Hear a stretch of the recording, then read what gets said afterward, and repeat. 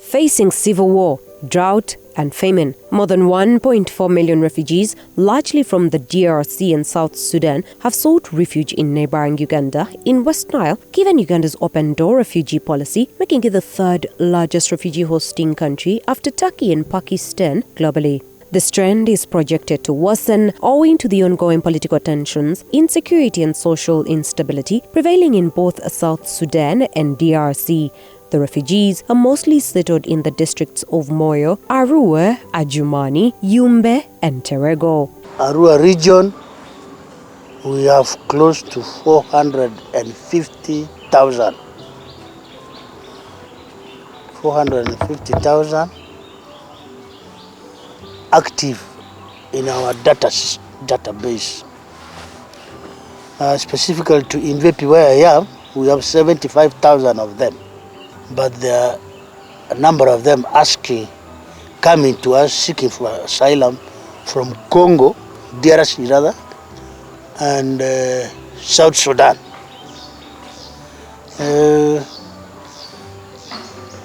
In the settlement where I take charge, we talk about, in a year we are getting about 3,000 of them, starting from 2021 to date. The unprecedented refugee influx, together with the already existing glucose, is not only a humanitarian crisis, but has also increased the pressure on natural resources like forests, woodlands and savanna grasslands to irreversible environmental damages if no apt mitigation measures are provided for. If you have come here for the very first time, it will be quite surprising for you to actually note that this particular landscape was once filled with trees, most especially the indigenous ones. But because of the influx of refugees in this particular area, the trees that are remaining are dotted. Before these refugees came, there were trees, a lot of trees.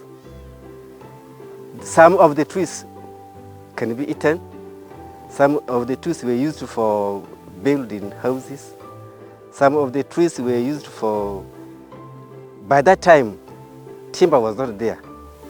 Local, they were used for construction of our local houses. Coming to our environment as such, naturally as expected, this number is big, and therefore they can cause substantial impact on the environment. In terms of course, tree cover vegetation depletion, which are inevitable because they need the trees for wood fuel, and we cannot do much about it.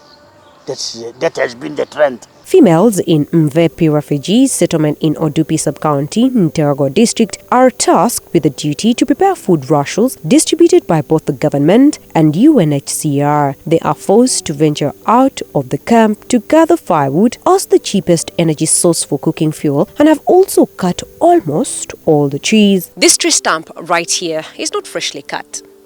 It is an old one. It is evidence enough to show that trees once occupied this landscape, but because of the pressure on the need for natural resources and forest products from the refugees, have mounted pressure on this landscape to the extent that most of the valuable trees were cut. These refugees came here in two phases. The first phase, it was in 90s. They came, and what happened within the land where we are now, they started to cut off these trees. They started to destroy these trees. When the second phase of the refugees, then they came here and they settled, and they started doing the same thing which they did it last time. Now, up to now, you have seen the land is bare.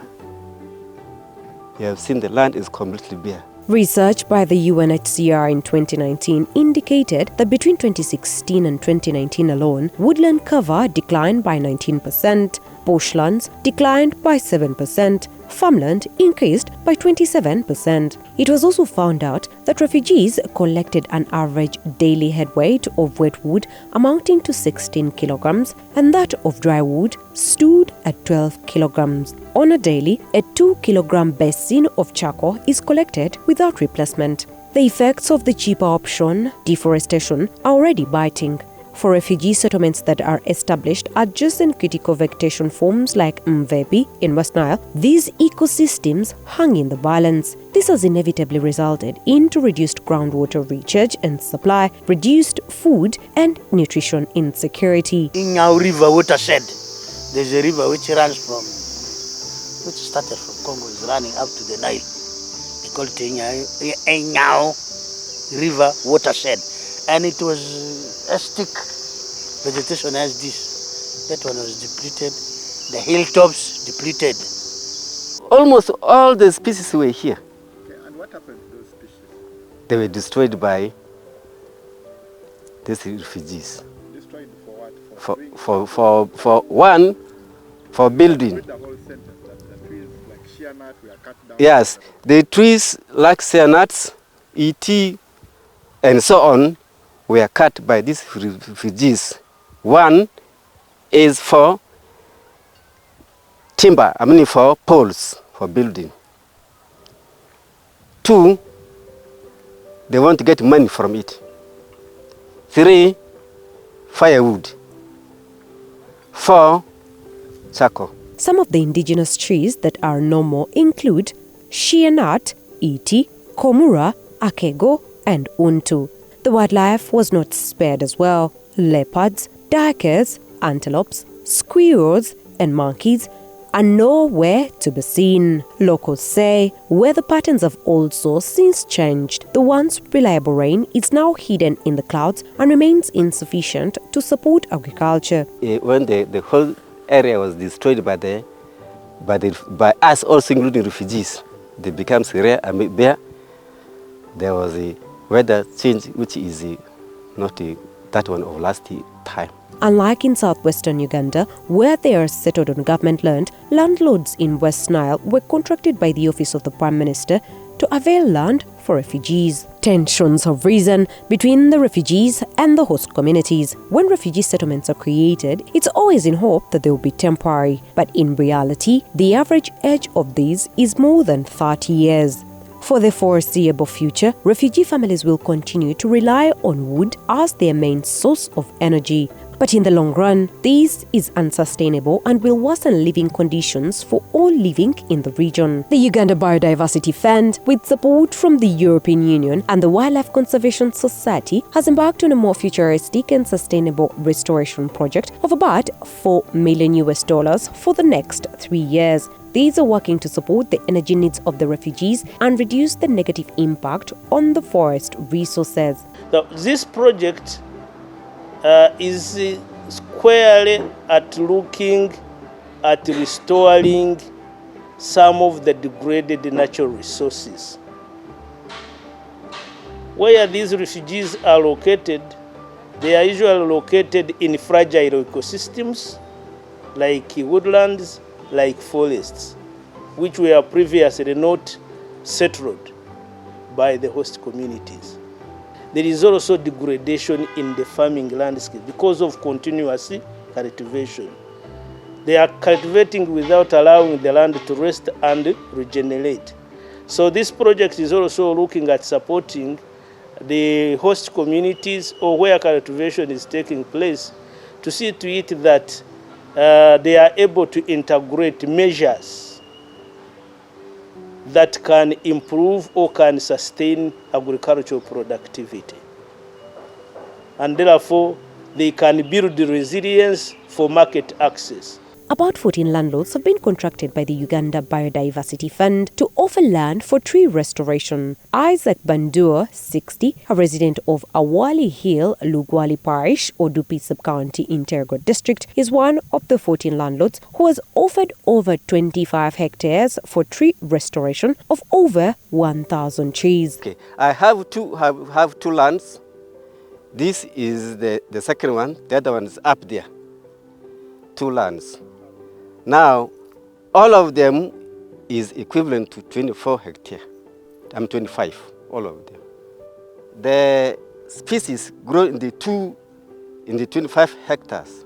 One is the teak, the other one is white teak, this one here.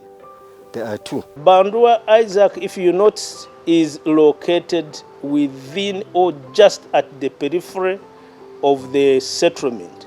And there are several farmers like Bandua who have been supported to establish woodlot for woodland restoration with over 20 hectares.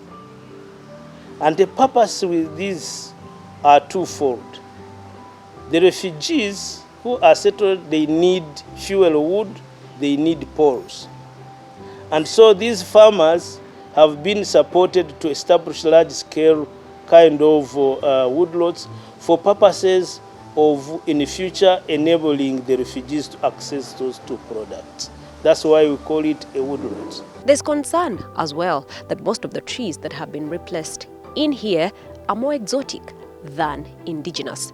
This is because of the economic value that comes with trees such as teak right there that is on high demand for timber products globally. After establishing, we are going to go in those woodlots and aid or assist the indigenous trees which are in those landscapes to start growing together with those other trees that have been planted, so that you can see a mix of tree species growing in the same woodlot.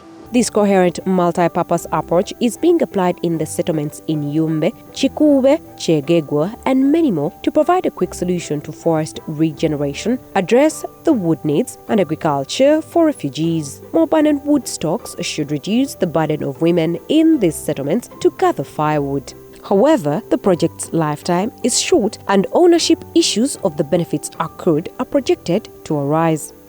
As such, government is working out a revenue sharing mechanism with over 50% going to landowners to ensure smooth continuity and fair sharing. If you cannot give anything to the refugees, as an individual of the landowner, I will not get any tree which I will be able to use and which will benefit me here. Because at any time, these refugees will come and destroy. Therefore, because of that issue, I would like to have that blockage that I should be able to give them the 50%. Out of the 50%, we have agreed in our meeting that we are giving them 30%. And 20% is also for the host. Whatever has been planted or whatever is being collected in the form of firewood and poles, then there would be a sharing of 50-50. The private sector, I mean the beneficiary, will keep 50% because he has received the support of the project, whether it is timber, whatever. But the rest of the other products that are coming from there in the form of firewood and poles, even the planted trees, there are some specific tree species that were planted specifically for poles and fuel wood, or also some of them also become timber. However, conservation funding is dwindling each and every other day from the donors. The changing landscape for conservation financing, you all know how much our natural resources sector isn't so much of a priority in Uganda's budgeting, and therefore there are usually challenges at all levels of action, national, local government, and others that will lead to funding. And especially so if you look at how much the priorities from the outside world have changed, from the West, from others, the different wars, the concerns about the legal frameworks on some matters in the country, and other things happening. Of course, also the economy isn't doing well in outside countries, the same way we see it here. The Uganda Biodiversity Fund is rallying conservationists to localize funding options which can be used to ensure sustainability of Uganda's biodiversity. And therefore, the need to think about locally generated resources becomes of key importance. One of the strategies we're implementing now is to try to unlock private sector funding. There are many, for instance, manufacturers that are working on things that are degrading to the environment.